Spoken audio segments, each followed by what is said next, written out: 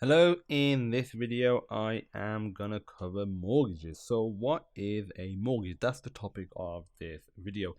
The whole idea of a mortgage, there's a lot of stuff to cover. I will have a bunch of other videos that you can check out to see all the little different nuances, but I'll cover the basics in here. So first of all, I want to cover the origin of the word mortgage, which is pretty interesting. So it comes from the old French, same word, mortgage, which means dead pledge, and that derives from two words, which is mort, which is comes from the Latin mortus, which means dead, and Old French gage, which means pledge. So another way to think of it is not a dead pledge. I think a better way is death pledge. And essentially, what it's saying is it is a pledge till you pretty much die to make payments, to make you know give money to someone. In this case, the bank. That's where you would get a mortgage from. So you might be thinking, you obviously probably know to some extent what a mortgage is, and that people pay it off. Yes, people do pay off the mortgage, but a lot of the time, it's towards the end of their life or at the end of their, you know, better health years at least. So therefore, it is pretty accurate that it is kind of like a death pledge. And back in those days, it really was a death pledge. It wasn't really, a lot of people didn't want to, use mortgages. They wanted to try and pay in cash. They would save money. Obviously, a lot has changed in society now. So again, what is a mortgage? A mortgage is a specific loan. It is a loan that you get from a bank, and it is for the purpose of a house, or I should say property, real estate. So I'll get rid of that because you could get it on a flat technically as well. You could get it on commercial real estate, some sort of shop. So it is a real estate, also known as property, depending on what country you are from.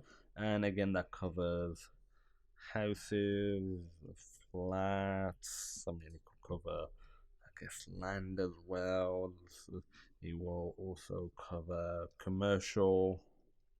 So this is stuff like shops, factories, that sort of stuff. Blocks of flats as well. You could even get it for blocks of flats. That's usually more if you're in the realm of a business, maybe building a block of flats or getting them and maybe converting them to something. But at the end of the day, you will still need a mortgage. So it is just a loan that you get from the bank for the specific purpose of getting some sort of property. It is usually a long term loan because you have short, medium, and long term loans. This is probably the longest term loan that you will have, at least for most people. The typical length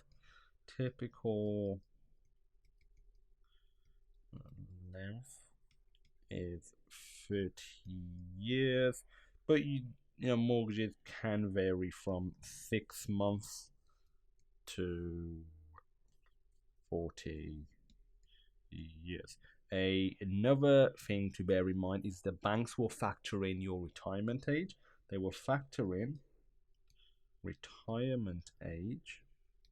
This is more for residential real estate where you would actually be living. For businesses, slightly different because the company or the property could be still making money when you're no longer working. The reason is factoring in retirement age is because if, let's say, you are 35, you planning to retire at the age of 65, and you get a mortgage for 20 years. That means you would finish paying off the mortgage at the age of 55. You still got 10 years of working life left, but they wouldn't give you a 40-year mortgage because you would be 75. Therefore, based on your retirement plans, you will no longer be working, hence you will no longer be earning money.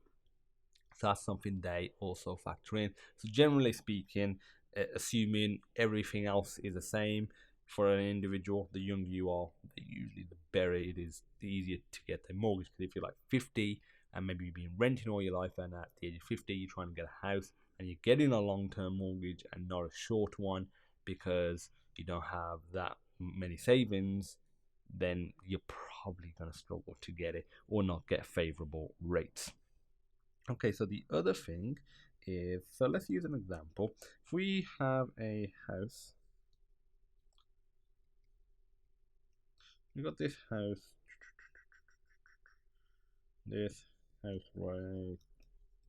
right here, and it costs £300,000. I want to get this house. The bank isn't just going to give me £300,000. They will usually ask for, not usually, pretty much always. There were some scenarios pre-08 that you could get, 0% down mortgages. That was silly, but you could now you have to put a deposit down. So the amount of deposit you put down varies, but generally speaking, 10% is half decent, and when you get to 15/20%, that is a good mark. You can go higher than that. You can whack down a 50% deposit. That's fine. 75% deposit, that's fine as well. Some banks, depending on how the economy is, also have 5% deposit schemes as well. It's usually some sort of scheme in line with the government, and this is to help new buyers that are younger and that don't have that many savings. So if we opted for a 15% deposit, we would need 300,000 times by 10%, which is also 0.1, which equals £30,000. So you would need to give the bank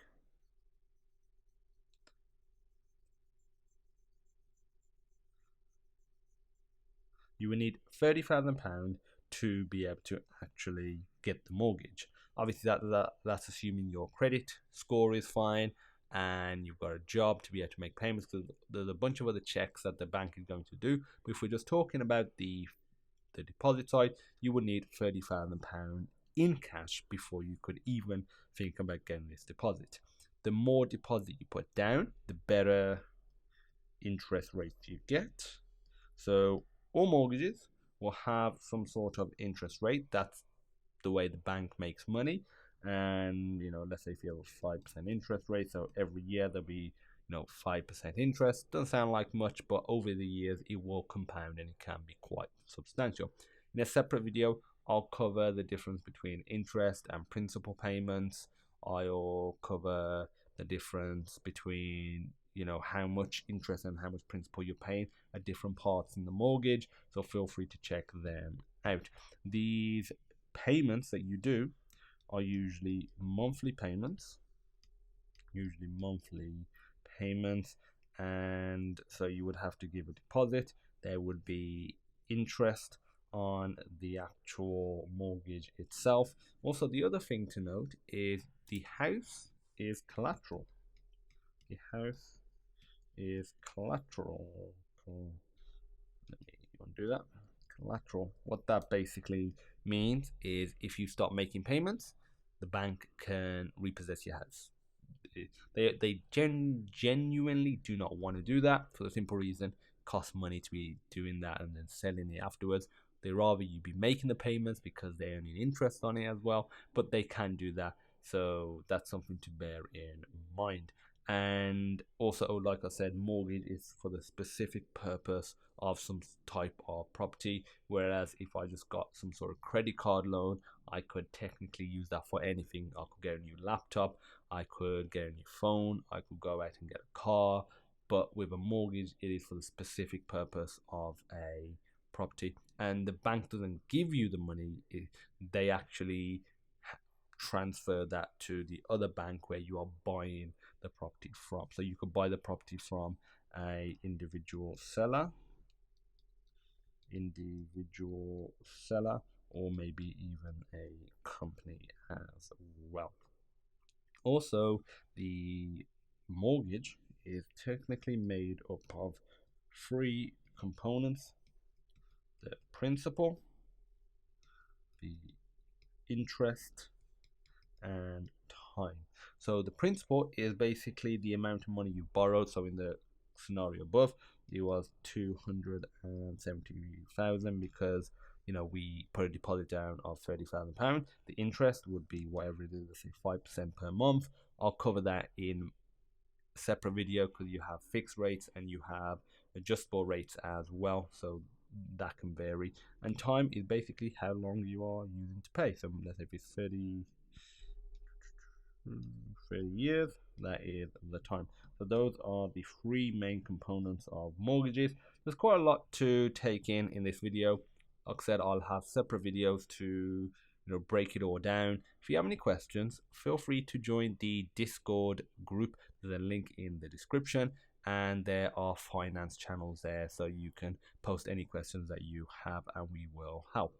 Thanks for watching, and I look forward to seeing you in the next video.